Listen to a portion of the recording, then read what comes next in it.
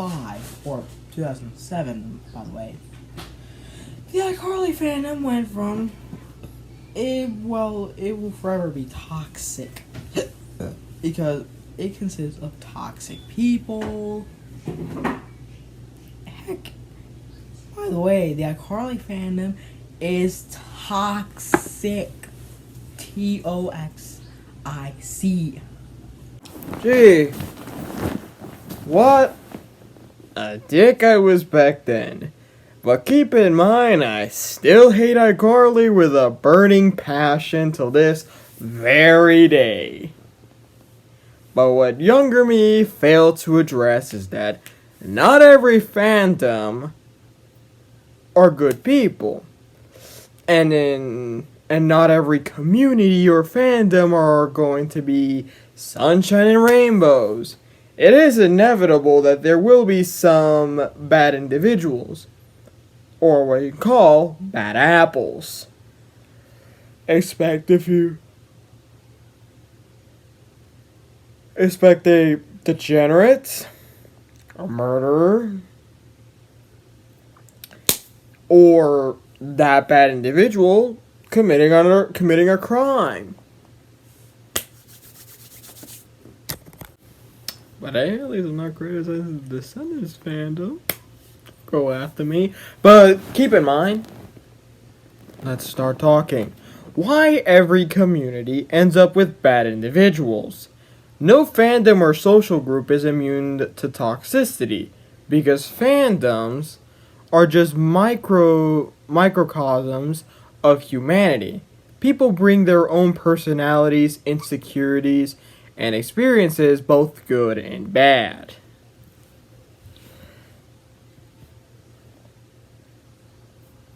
Here's why it happens. Scale effect. Once a fandom grows large enough, it statistically attracts all types of people. Even if 99% are positive, that 1%, that itty bitty bitty 1% of bad actors become visible because of the sheer numbers. Well, let's take some examples. The FNAF fandom. No matter how kind the fandom is, not everyone is a good person in the FNAF fandom.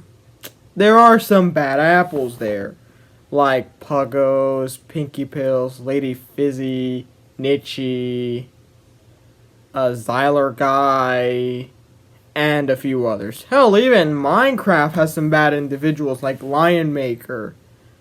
And Roblox pretty much has some bad apples. But free schlep, by the way. Anonymity and ego. Online spaces remove accountability. Some people act in ways they never would face to face. Others get caught up in the small bits of power they have, like running a popular fan page or having followers. Well, keep in mind, there are some bronies that are bad individuals, like Toon Critic and Brandon Hole. Ooh. And Manapony. Manapony is technically FNAF. And also, yeah. Okay, tribalism. Fandoms naturally divide into subgroups. Real fans versus fake fans. Ship wars, canon purists, or AU fans. AU stands for those who don't know, alternate universe, etc. That tribal mentality can turn creativity into hostility. Keep in mind that, every fandom, yes. Like, for example, Minecraft, FNAF, Fortnite, Overwatch, Roblox.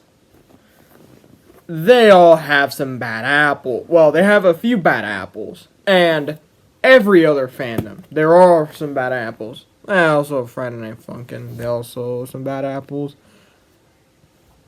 Now, speaking of which, how bad apples affect the fandom as a whole? Even a small number of toxic individuals can have outsized influence. They could damage the reputation, like what kind of happened with Sonic and the Lighthouse. Outsiders start associating the entire fandom with its worst members.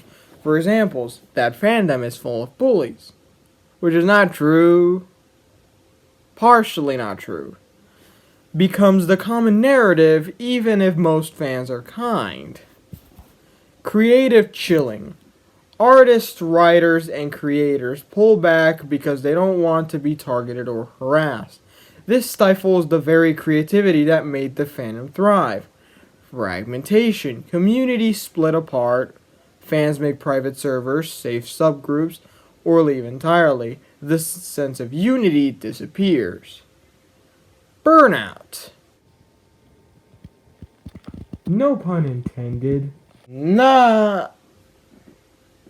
Okay, burnout. Constant infighting or negativity drives the genuine passionate fans who once held the community together. Cultural decay. The tone of discussion shifts from celebration and creativity to cynicism, gatekeeping, and competition. So this raises the question, what communities can do to minimize toxicity? Healthy communities don't happen by accident. They need active maintenance, strong moderation, clear rules, transparent enforcement, and consistent behavior expectations. Strong moderation. Positive culture building. Highlight and reward creativity, kindness, and collaboration more than drama. Education and empathy. Encourage people to understand why others see things differently rather than attacking them for it. Boundaries. Teach members it's okay to block, mute, or disengage. Protecting your peace isn't weakness, it's maturity. Decentralized creativity. When multiple small groups or creators thrive independently, it prevents a single toxic clique from dominating the culture. Cliques. Calling out versus calling in. Sometimes private, respectful correction. Hey, for examples, hey, that came off harsh. Or maybe reword it. Works better than public shaming, which can escalate conflict. So I'm saying this all because there are new and rising fandoms. For examples, K-pop Demon Hunters, a movie I reviewed. But what does this have to do with toxic fandoms? Well, keep in mind, the fandom is new. But it is inevitable that there will be some bad apples in that community, or in that fandom. Remember, K-pop Demon Hunters fandom, I got my eye on you. I'm watching you as a bird, like a bird. Like an eagle. Caw-caw!